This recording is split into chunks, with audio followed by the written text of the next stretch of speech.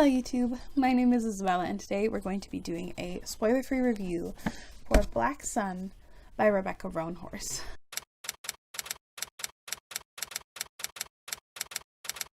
I've been pre-filming today, pre-filming a lot, and all of the videos I've filmed today feel like a disaster, and I'm really sad about it. Black Sun is the first book in a new adult, not new adult, but like a new adult fantasy trilogy that is set in a pre-Columbian inspired world. I'm honestly really having a difficult time summing up this story.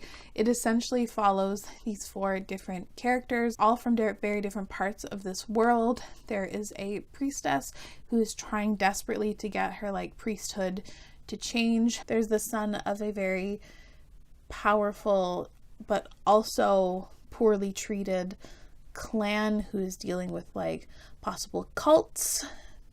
There is a disgraced teak woman who also has these abilities that are constantly coming to the forefront of her life. And then our final character, who he has been set on an otherworldly mission to basically fulfill a prophecy and have the gods come back to earth. That's, I think, the best that I can do when discussing this story.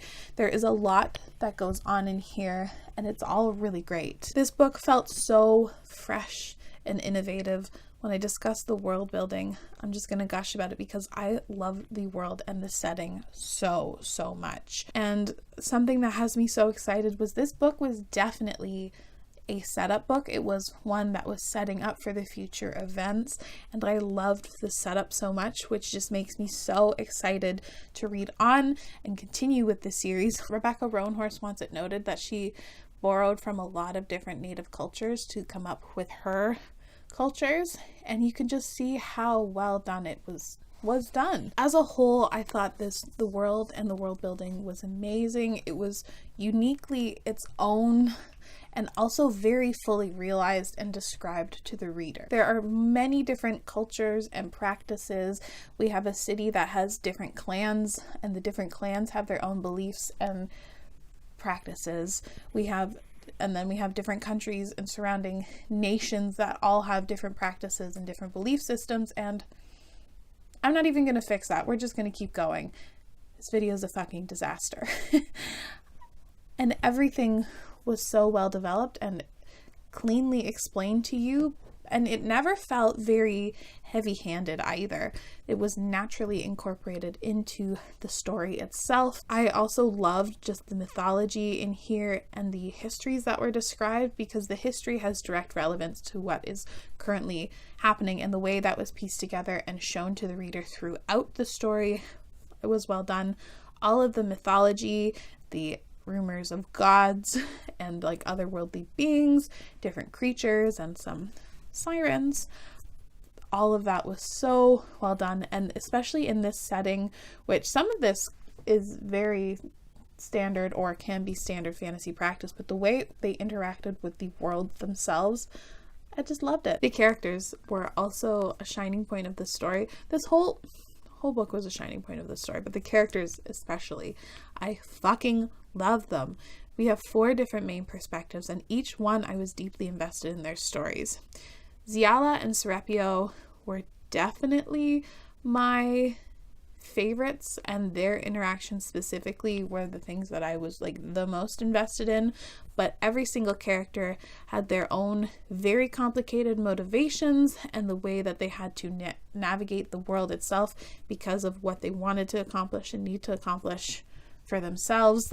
All of that shit was so cool. Each one of the characters was really dynamic and well-rounded.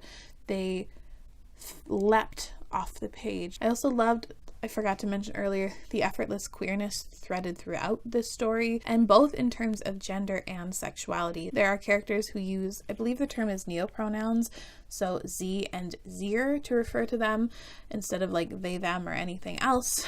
And there's multiple mentions of other trans characters.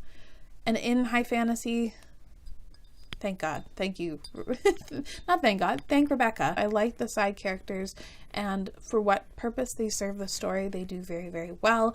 And there are some side characters that have some a pretty big role, and I'm very interested to see how they will react and deal with our main characters in the future. And my favorite part of the plot was how the characters themselves drive the plot forward. They make their own choices, and even though that there is sort of a ticking clock scenario and that there are prophesized things going on, the characters are the ones making the decisions, and they're the ones moving the story forward. Sometimes it is stuff that happens to them because there are characters off screen like doing bad things and they have to react, and other times it's them like on the offensive and doing stuff, and I just really loved it. I also appreciate with this story that not all of our characters interact in this story. We have two main story threads that are separate, and you can see how they're going to converge in later books, but they haven't yet, and that just made me want more. I like that Rebecca didn't feel that she had to rush and put this stuff in the first book, that she's giving us the time, and then we're going to see how the characters will interact based on the explosive ending that has like huge ramifications for the world as a whole. I was constantly needing to know more, and every time a perspective ended, I wanted to get back to the certain character's perspective, but I was like that for every single one of the characters. I couldn't put it down. I read this within the matter of days. I also like that the plot in here is like also action packed, but the story, like, it also feels character driven. I mentioned there's a ticking clock scenario.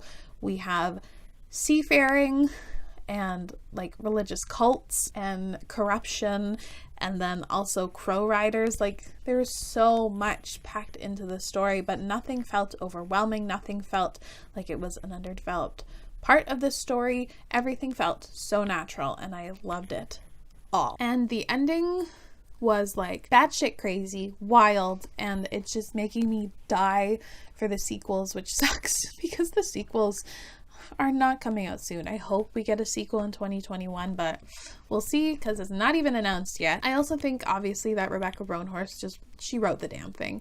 She did such a good job. I love the way she wrote her characters. I love the way she developed her world, and that's just all a testament to her great writing. Her visuals in here were so well described that I visualized everything so well. I loved how easy to conceptualize some of these high concept and things that are not easy to picture were. I really loved her prose as well, just standing on its own. I also think she paced and plotted her story so well. This moved at a great pace. It was never like super rushed in my opinion, but it flows super well. This book is over 450 pages and it just moves. I'm so annoyed that this is just bouncing behind my head. I gave Black Sun 5 out of 5 stars. I loved this story. The more I've thought about it, I talked about this in my November wrap up, the more I think about this story, the more there is for me to love, the more there is I appreciate. And that's, I think, the mark of a really good story, a story that increases in value and what you think of it, the more you think of it. Like, it's a 5 out of 5 stars. This is going to be on my favorites list of 2020. I'm so glad I read it this year. And I'm so glad to see what Rebecca Roanhorse has in store for her future. Let me know down in the comments below what you thought of Black Sun by Rebecca Roanhorse. I would love to discuss this at great length in the comments because I loved it. But as always, thank you so much for watching. I really appreciate it, and I will see you again very soon. Bye! I'm exhausted.